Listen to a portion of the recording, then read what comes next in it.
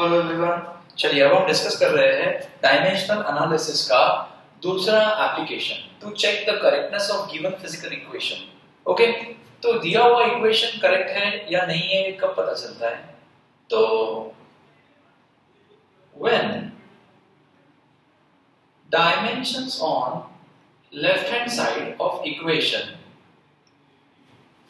is equal to the dimensions on the right hand side of equation, अगर equation के left hand side में और right hand side में dimensions अगर same आ जाते हैं, या फिर आप ऐसा भी चेक कर सकते हो that is unit on left hand side of equation okay is equal to unit on right hand side of equation, तो हम कहते हैं then equation is dimensionally correct।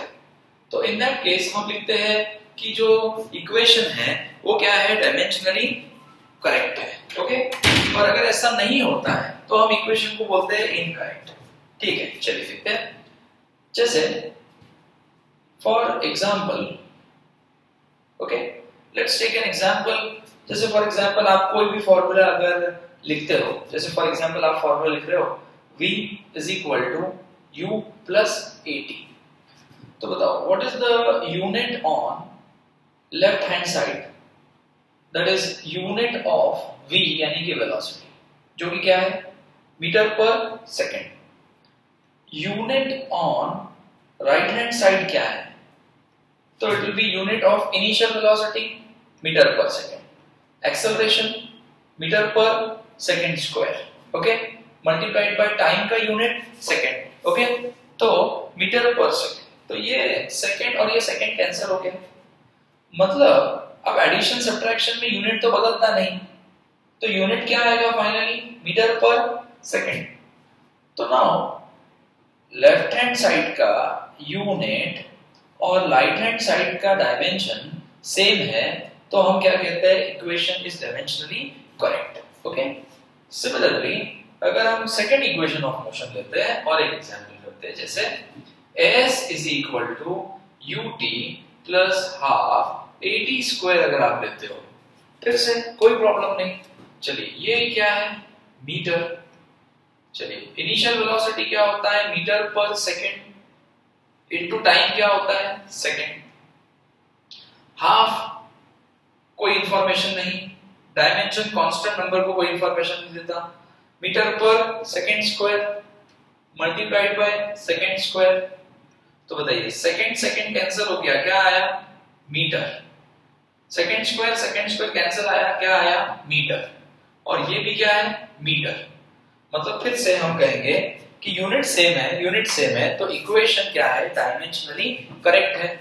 Okay, तो डायमेंशन से ये जो दो एग्जांपल मैंने आपको बताया, इससे कंक्लूजन क्या ध्यान में आता है, तो इससे कंक्लूजन ये ध्यान में आता है कि जैसे देखो यहाँ पर u और at के बीच में क्या प्रेजेंट था, एडिशन, या माइनस लिखे अगर एक्सेलरेशन नेगेटिव है तो सब्ट्रैक्शन भी हो सकता था। फिर से ut और at स्क्वायर में के बीच में भी क्या है, एडिशन या सब्ट्रैक्शन। तो यहाँ पर यूनिट एंड डायमेंशन का सबसे इंपॉर्टेंट पार्ट आता है ये एप्लीकेशन का, कि एडिशन और subtraction take place only between set of physical quantities having same unit or dimension।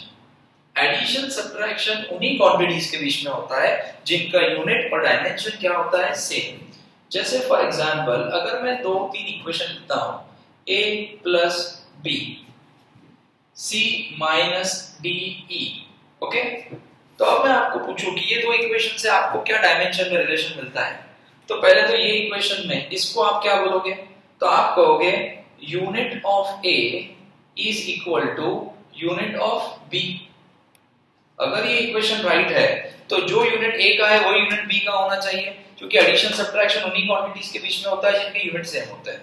Similarly इधर आप देखोगे तो unit of C must be equal to what, unit of D into E. तो ये हम कह सकते हैं। तो एडिशन सब्ट्रैक्शन उन्हीं क्वांटिटीज के बीच में होता है जिनके डायमेंशंस क्या होते हैं, सेम। ये डायमेंशंस हमको कहता है, which is very important thing. Okay, तो ये हुआ एप्लीकेशन ऑफ डायमेंशन एनालिसिस का। इक्वेशन करेक्ट है या नहीं है चेक करने का तरीका।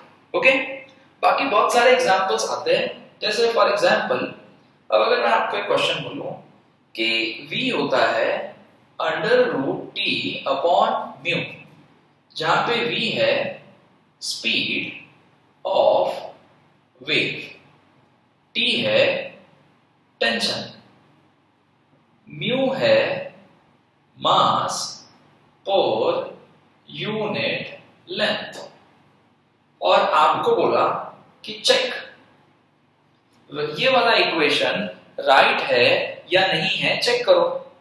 कोई बात नहीं, आप क्या करोगे, तो आप फिर से unit on left hand side, that is unit of velocity, क्या है, मीटर पर सेकंड। फिर आप करोगे unit on right hand side, क्या है, तो अंडर रूट में टेंशन, टेंशन का यूनिट क्या होता है, न्यूटन, म्यू मास पर यूनिट लेंथ, मास पर यूनिट लेंथ का मतलब होता है मास अपॉन मीटर। तो बताओ मास पर यूनिट लेंथ मतलब क्या, केजी पर मीटर। हमको न्यूटन को भी स्प्लिट करना पड़ेगा तभी बात बनेगी। तो ये under root as it is, Newton क्या होता है, तो डेफिनेटली न्यूटन यानी कि फोर्स होता है मास इनटू एक्सेलरेशन। तो न्यूटन होता है KG into metre per second square. तो यहां लिख देते हैं KG metre upon second square divided by KG upon metre. अब आप इसको उल्टा कर दोगे।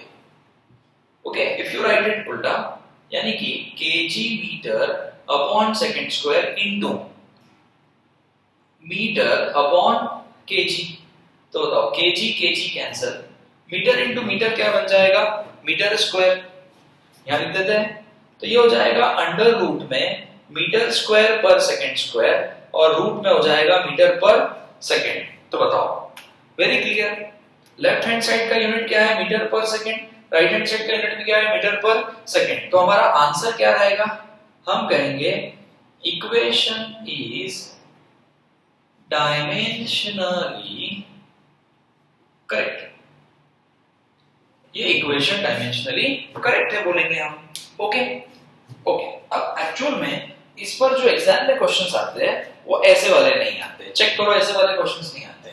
डायमेंशंस के एप्लीकेशन पे जो क्वेश्चन आते हैं, अब मैं आपको वो वाले क्वेश्चन समझाता हूं। ओके, चलिए, जहां पे आपको डायमेंशन निकालने को कहते हैं, जैसे फॉर एग्जांपल आपको एक क्वेश्चन दे देंगे, जैसे आपको एक इक्वेशन दिया P is equal to A upon V minus B, और आपको बोला इस इक्वेशन में P है प्रेशर और इस इक्वेशन में V है वॉल्यूम, और आपको बोला कि A का और B के डायमेंशंस क्या है।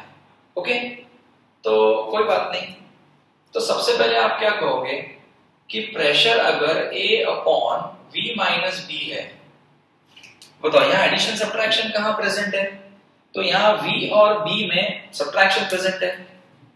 V और B में सब्ट्रैक्शन प्रेजेंट है, इसका मतलब ये है कि V का यूनिट और B का यूनिट सेम होना चाहिए।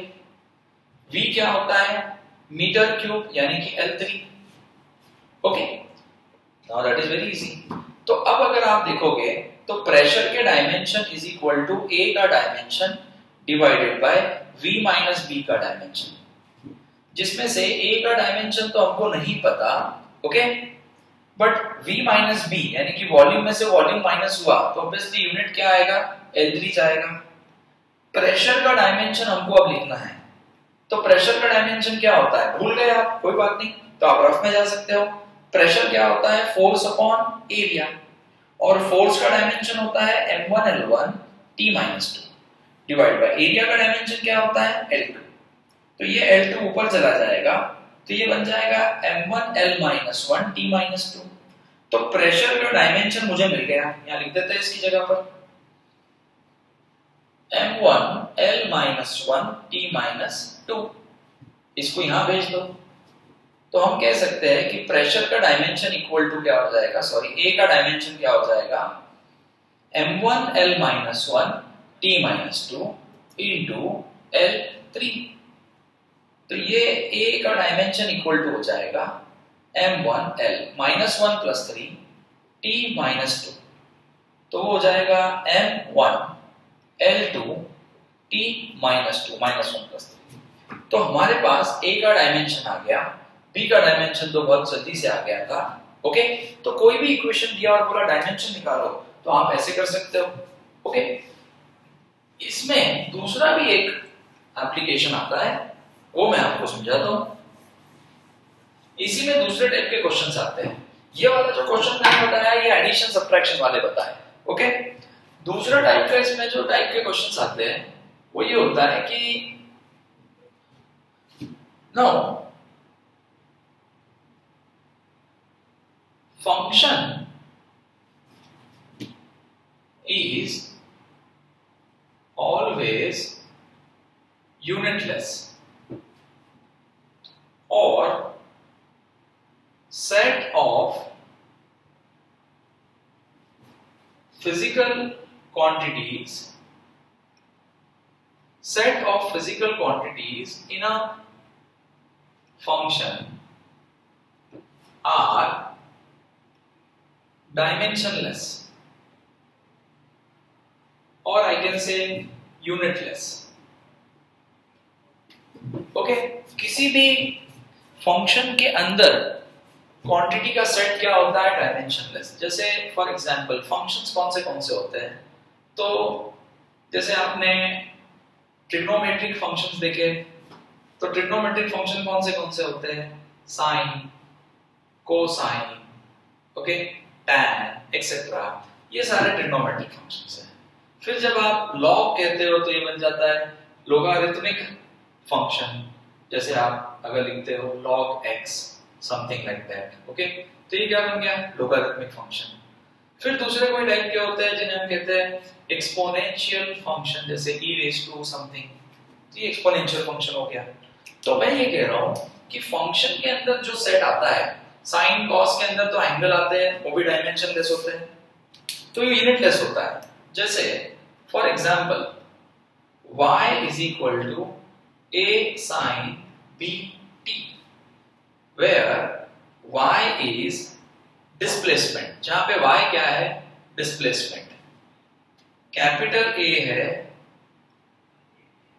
एम्पलीट्यूड, और हमको पूछा what is dimension of b। तो कोई बड़ी बात नहीं हमारे लिए, मैंने आपको बताया कि कोई भी फंक्शन क्या होता है, डायमेंशनलेस। कोई भी फंक्शन होता है डायमेंशनलेस, और फंक्शन के अंदर जो सेट है वो भी डायमेंशनलेस होना चाहिए, यानी कि unit of b into unit of t should be 1, nothing. Okay, अगर आप b के और टाइम t के डायमेंशंस को मल्टीप्लाई करेंगे तो 1 आना चाहिए। 1 क्यों आना चाहिए, क्योंकि डायमेंशन नहीं का मतलब m0, l0, t0, करंट का एम्पियर रेज़ टू 0, सब कुछ 0, और एनीथिंग रेज़ टू 0 क्या होता है, 1, तो डायमेंशनलेस होता है। इसलिए फंक्शन के अंदर जो भी था dimensionless, dimension of b into t equal to 1।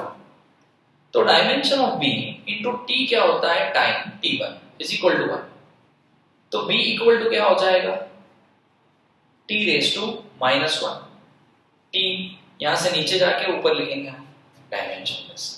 समझे आप मेरी बात। और दूसरा भी एक तरीका होता है, अगर टाइम सेकंड में है तो ये वाला सेट यूनिटलेस होने के लिए b का यूनिट क्या होना चाहिए, 1/सेकंड। तभी तो सेकंड सेकंड क्या हो जाएगा, कैंसिल। तो आप ऐसे शॉर्टकट से भी इसको कर सकते हैं। अगर आपको ये बहुत इजी लगता है तो आप इसको शॉर्टकट से भी कर सकते हैं सब। ओके, चलिए फिर आगे देखते हैं। इसमें दूसरे भी टाइप का क्वेश्चन आता है, वो भी बताता हूं मैं आपको एक और।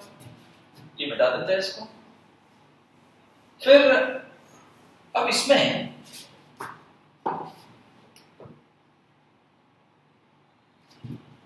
y is equal to